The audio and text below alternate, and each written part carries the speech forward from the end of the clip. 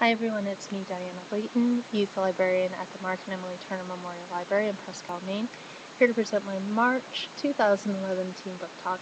I'm a little bit late because I've been a little bit sick and I haven't had the greatest speaking voice, and I might not still have the greatest speaking voice, but I wanted to give this a shot. So this month we're going to be talking about Delirium by Lauren Oliver.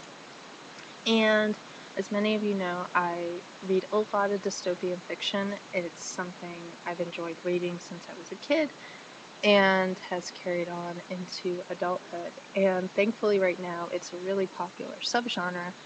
But because it's so popular, I kind of was getting a little fatigued and wanted to take a break and branch out to something different.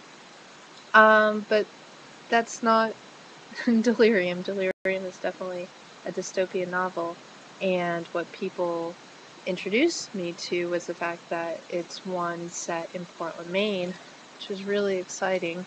Portland is about 4.5, 5 hours away from me, but it's still exciting to have a little bit of Maine pride in our teen fiction as always.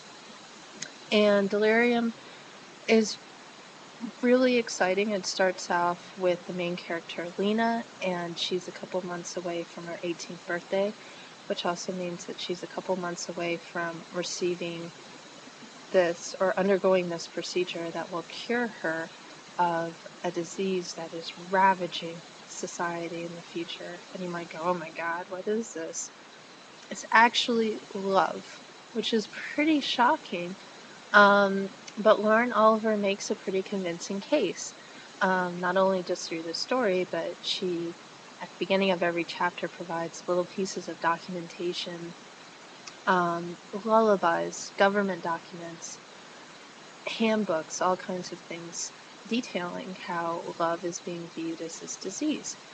And when you really think about it, love is definitely one of those emotions that makes us probably do the craziest things and maybe even shows a darker side of ourselves sometimes.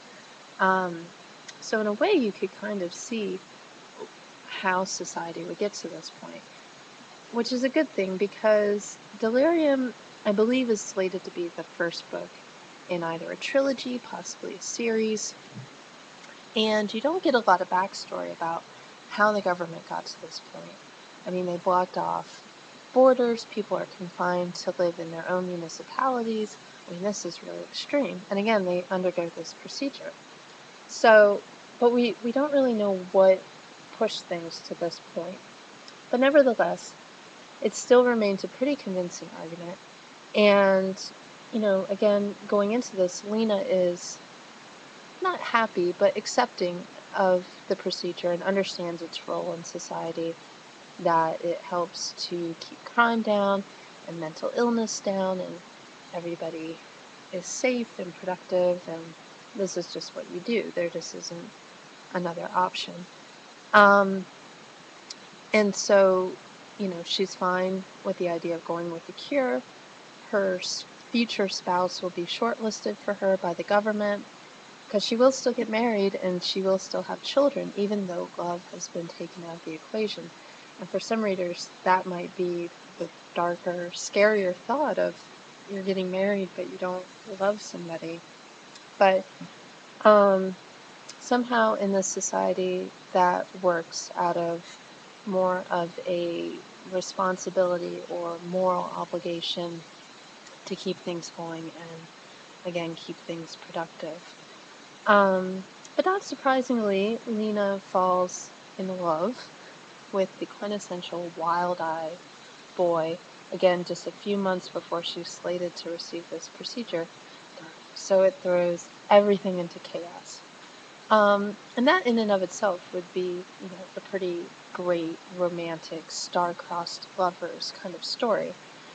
What I was more interested in was Oliver's observations and reflections on just the nature of love and the many different areas that love affects us. That it's not just your romantic relationships with your boyfriend or girlfriend or spouse or whomever it may be, but that, the characters in the story lack a passion for the activities that they like to do before. music is very controlled because love is so attached to music and the arts. And parenting is a totally different thing. Um, Again, it's more motivated by social responsibility than, having that internal motivation of just loving your child. And those elements to me were a little bit more interesting. Although, again, this is definitely a swoony, suspenseful, romantic novel at heart. And what's interesting is I actually read an interview with Lauren Oliver where she talked about, you know, I didn't really know what dystopian fiction was going into this, and again, it really is for her more of a reflection on love and allowing the reader to think about all the different ways that love touches us. So, very cool. And again, it's set in Portland, Maine. And this isn't one of those stories where, in the first paragraph of the first chapter, you know, oh, everybody lives in Portland, Maine, and that's the end of it. Portland is definitely part of the story in a really fantastic way. Um, all of the details are there, and having fallen in love a couple times in Portland, Maine, um, you know, I could see how truly romantic in a way Portland can be. And shortly after finishing the book, I made a trip to Portland, and I could see the details. I could see how the story would unfold there and how things would happen.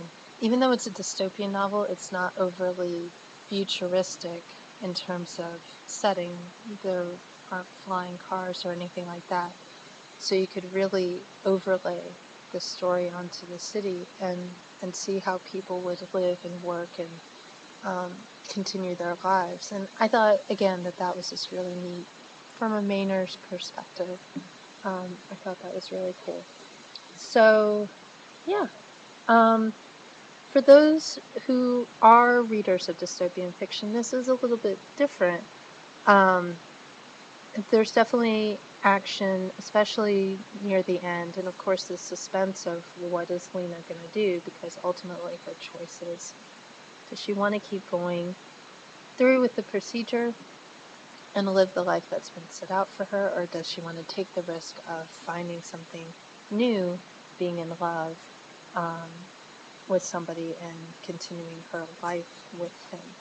So that's always there, but for some readers it might be a little slow, even though the writing is intensely beautiful, and again, just there are moments that are just swoon worthy, and the relationship is very realistic and believable, and I feel that you'll probably fall in love with the characters too. Um, so, definitely give it a shot if you like dystopian fiction. I think it'll be a fresher take on it. And even if you're just a lover of love, I think you'll also enjoy it as well. And I think I'll leave it at that, and I will see you guys next month. And my throat made it through, so I'll leave it at that. Thanks!